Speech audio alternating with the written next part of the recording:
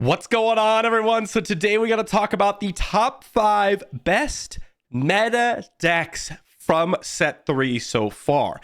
Now, these are going to be the lists that are showing up in tournaments, played a lot, and also performing pretty well in these tournaments. Now, of course, this is early on into set 3 once again, but for those of you that are looking to maybe construct your own decks, maybe do a little bit of theory crafting, these are some of the best decks to test against because you'll be seeing these a lot.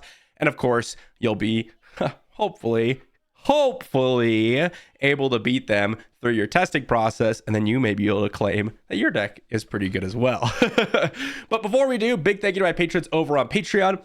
And if you want to pick up any of the cards today, be sure to use my TCG player link in the description down below. Most of these decks here are going to be just kind of a conglomeration of what we're seeing out of the deck, out of the base associated with that leader, and kind of just what we're seeing in the tournaments. They're not really necessarily associated to any one specific person. Perhaps the idea was from one person, but all these lists are going to be in the link down below. They're not mine. I'll say that. On to the first one. So we got to start off with the tried and true Sabine Green. Honestly, this list has just been good since set 1. It's always been in the meta. It's always had some really good results. And that's because the whole idea behind the deck is you go fast, you hit their base, and honestly, it's just hard to deal with. The addition of Podameron and Wrecker really bumped it up from set 2. From set 3, we got very little. Very, very little. We got Admiral Yularen, basically, is what some people are playing. And honestly, you could take Yularen out and the deck would still be quite excellent. It's still the same core of Rebel units, plus the synergies with Fleet Lieutenant, Wing Leader, etc. And you just curve out, use ECL on K2, Podameron, and Wrecker to finish out the game. And of course, you just win. It's pretty straightforward.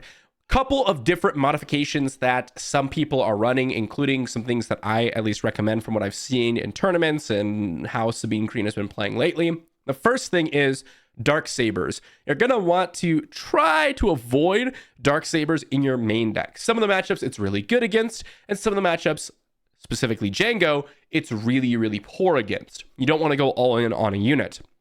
Not to mention, a lot of people are running upgrade hate, so there may be situations where you may just completely avoid putting Dark Saber in your deck at all, and maybe they bring in their upgrade hate and you get to outplay them a little bit. The second thing, Bright Hope. This card, in some decks, was in the main deck, and in some other decks, it was in the sideboard from set 1 and set 2. In set 3, this is something that I would heavily encourage you to play at least some number of them in the main deck. We're seeing a lot more space strategies. Again, Jango Fett comes to mind, and Bright Hope works exceptionally well against them. The third thing is Fighters for Freedom actually got a decent amount better because of Saboteur. We're seeing a lot of people being just playing whatever shielded unit they can. Village Protectors, Crafty Smuggler. Fighters for Freedom can actually go ahead and kill those units, live in one hit. And that's really, really important to do. So definitely recommend Fighters for Freedom in the deck. Not even necessarily because of that secondary ability, which again, still does do some major work, but because of that Saboteur. Overall, the deck is absolutely amazing. It's going to give you some really nice wins. It's pretty straightforward. You're going to be curving out, you're going to be getting in some damage, and you're going to be ending the game pretty quickly on average. But there really isn't too much to write home about in terms of set 3 improvement. The deck really hasn't changed at all. Again, the only new card that we're putting in the deck is Yularen, and that's to pump up those random friendly heroism units and can get you a little bit of value there.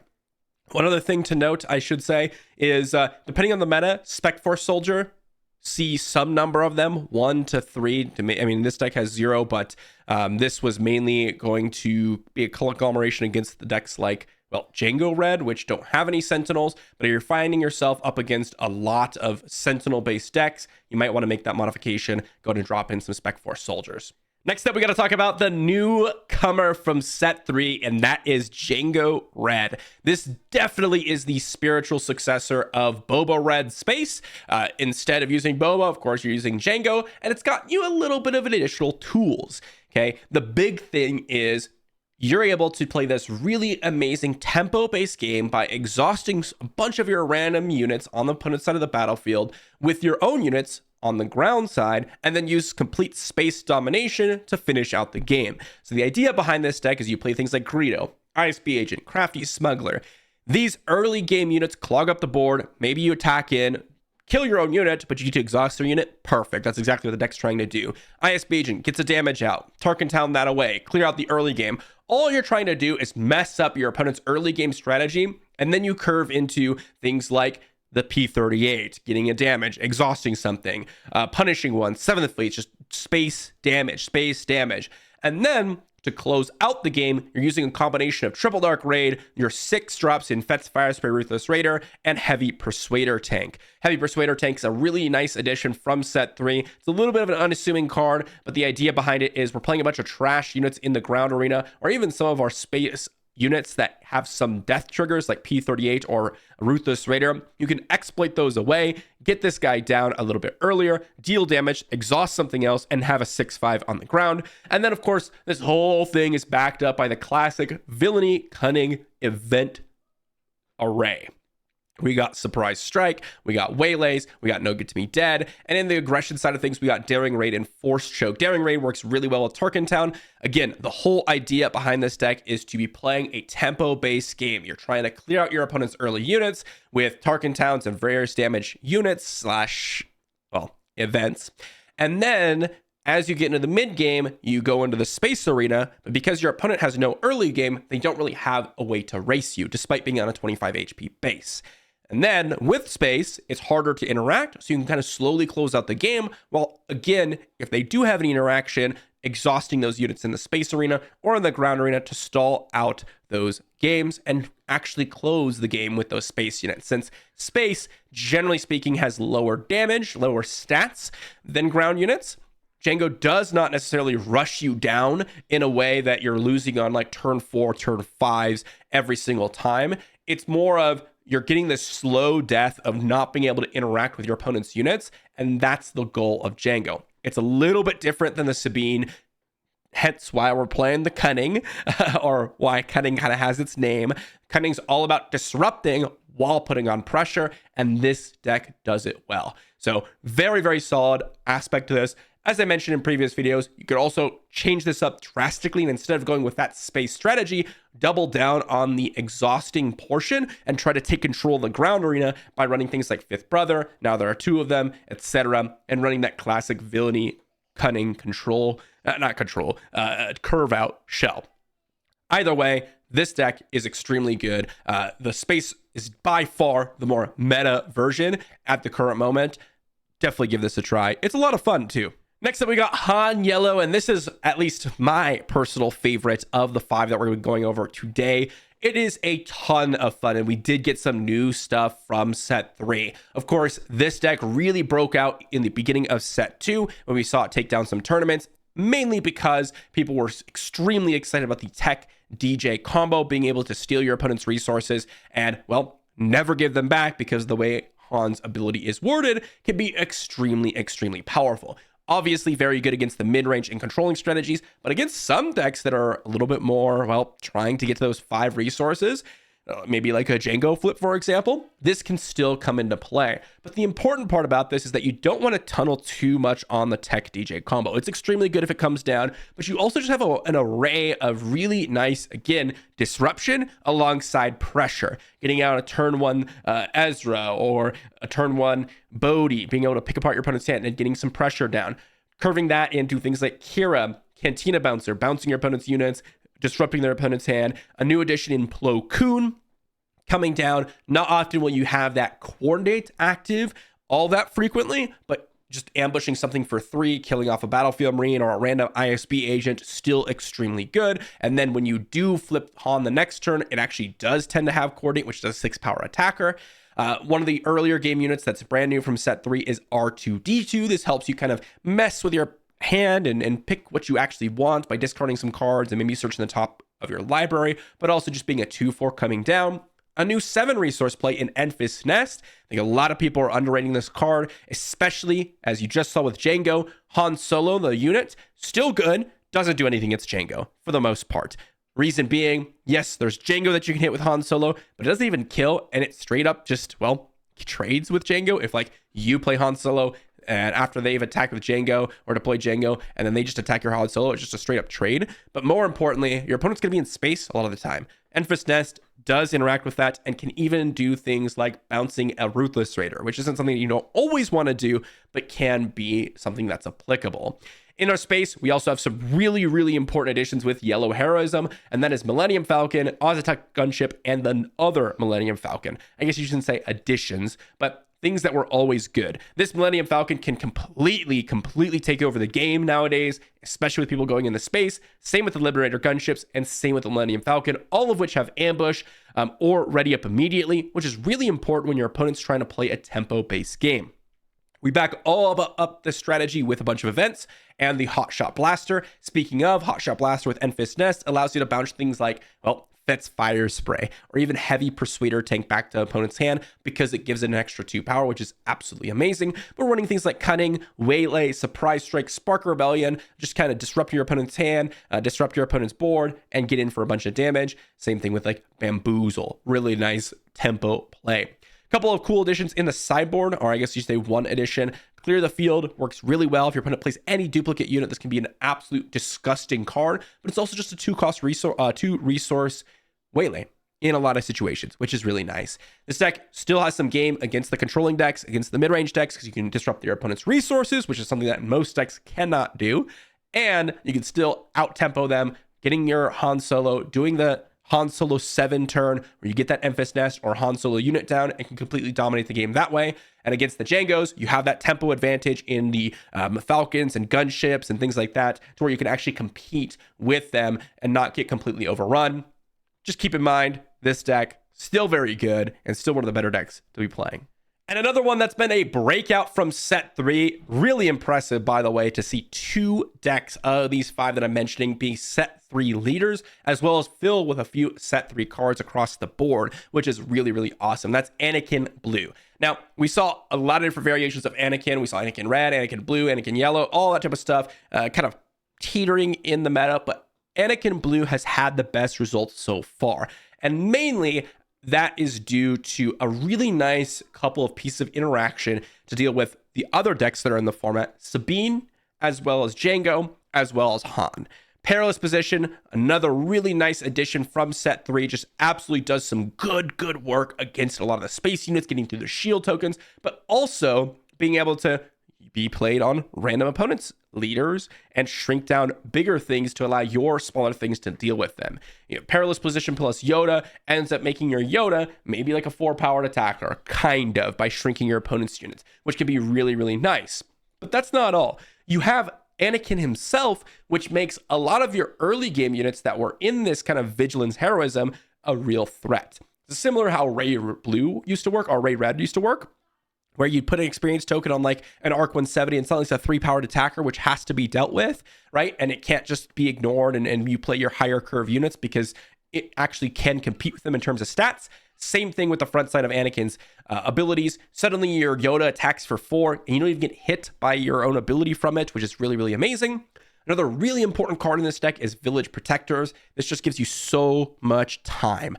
The Sentinel plus Shield token. It's one of the reasons why things like Fighters for Freedom, and Saboteur in general on a unit ends up being a little bit better, but you also get access to things like the Razor Crest plus Perilous Position. So if you kill something, you can buy it back with Razor Crest. You have the Obi-Wan's Ether Sprite, really nice to deal with a bunch of space units. Suddenly you attack, get to kill something, get to kill another thing with Obi-Wan's Ether Sprite, which is absolutely amazing. You still have the Force Throw plus Force synergies, and you still get things like Takedown, a couple removal options, and well, just in general, you're able to curve out, do some major work, and Anakin himself acts as a win con. Whereas Rey was more of, okay, I get to Rey, I can stall out the game more.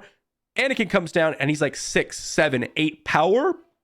Not only hits your opponent and ends the game quickly, but also can remove units while hitting your opponent, which is extremely, extremely important. Really, really sweet stuff with Anakin Blue, and I absolutely love this deck. If I didn't just enjoy playing Cunning and Enfys Nest from Han Yellow, this would definitely be number 1, but for me, it's number 2 on the list in terms of my enjoyment. Now, as for our 5th deck in the list, I was really trying to figure out what to put in this slot because the first 4 are pretty straightforward.